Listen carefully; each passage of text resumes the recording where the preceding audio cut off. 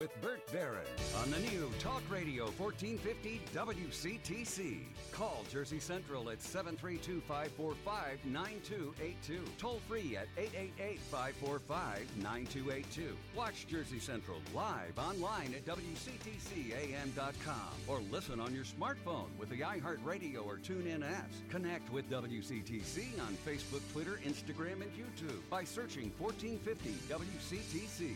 And now back to Jersey's Morning Show, Jersey Central with Bert Barron.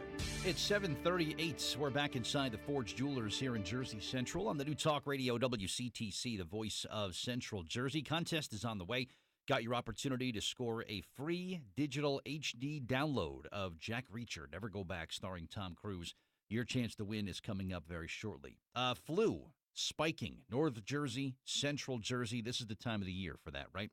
Joining me now on the Jersey Central Newsmaker Hotline to talk more about this is the chairman of the Department of Emergency Medicine at St. Peter's University Hospital in New Brunswick. You have Dr. Boris Stoev, who is with us here on WCTC. Good morning, Doctor. It's Bert Barron. How are you?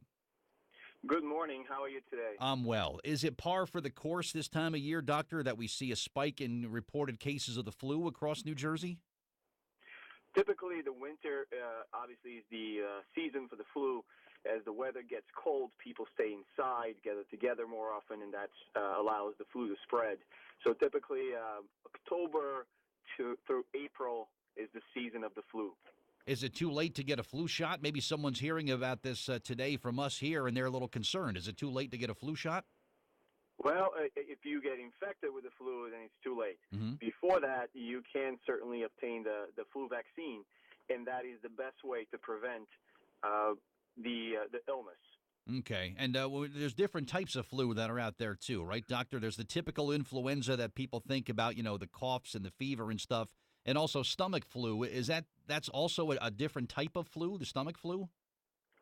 Correct. So people often confuse the two. The influenza is the one that's an upper respiratory infection. It's the one that we have vaccines for. It causes the cough, the sore throat, fever, runny nose, versus what people often refer to the stomach flu, which is a viral infection as well. However, that causes nausea, vomiting, diarrhea, abdominal cramps, and sometimes fever. Typically, the cause of that one is norovirus. It's the most common cause in North America.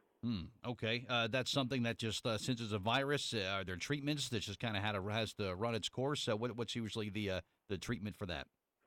So for the norovirus, the gastrointestinal illness, there's no specific medication or treatment. What it causes, often the illness is benign and self-limiting. It lasts about 24 to 72 hours. The biggest danger is for very young children, usually less than 2 years old, and older adults, or adults with chronic illness such as congestive heart failure or heart disease. And the danger is dehydration. So those folks, the most important thing is when they have mild dehydration, they can rehydrate themselves with oral fluids that are available over the counter. And if they have severe dehydration, then they should probably receive IV fluids and medications to act and help with their nausea and diarrhea. Is it still the best thing, Doctor, that if you have symptoms and you think you might be coming down with the flu, if you work, stay home? If you're a school student, don't go to school because you're just going to get everybody else sick? Is that still the best thing if you feel the symptoms coming on to just, go get rest and stay home? Correct. So there's daily prevention not to get infected with washing hands and staying away from sick people. That reduces the transmission. And, of course, if you do come down with the illness, the best way is to stay home from work or school. You're highly infected while you're having the symptoms, and typically about 2 days after you're over the major part of the illness. So the State Department, for example, recommends for most of their workers 2 days off work.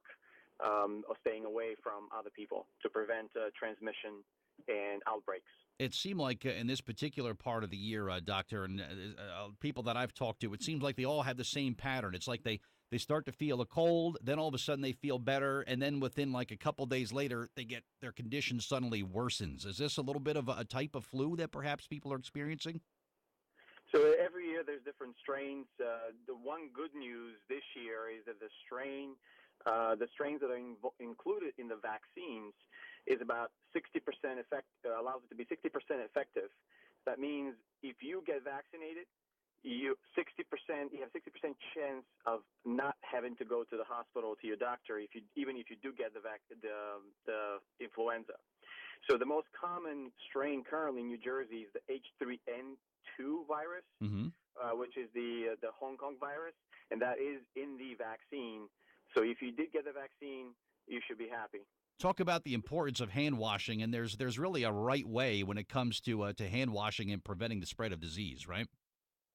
Right. So for most viruses, washing hands is the most important thing you can do to prevent them, since they are transmitted by touch and direct contact with infected, contaminated surfaces.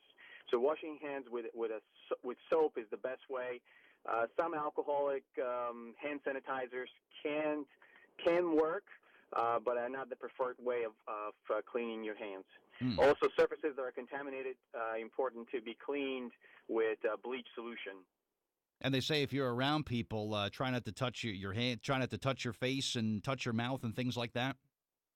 Correct. So if the virus ends on your mucosal surfaces like your eyes or your mouth, then that will be a way of transmitting it and you will get infected. So not touching those surfaces will be one way to prevent that. Gotcha. So the advice still is, you know what, you feel like you got something, stay home, because all you're going to do is just kind of infect everybody around you, right? Now, that's the advice. And if you do feel that you're experiencing severe dehydration or worsening illness, contact your primary physician or call 911. Real good. Dr. Boris Stoev, the chairman, Department of Emergency Medicine at St. Peter's. Thank you for your time this morning. Real good advice, and let's hope everybody gets through this winter time without coming down with the flu, right? Thank you for having me, and best wishes. You bet. Thank you very much. All right, there's some good advice. If you're an employer, you know what, have a little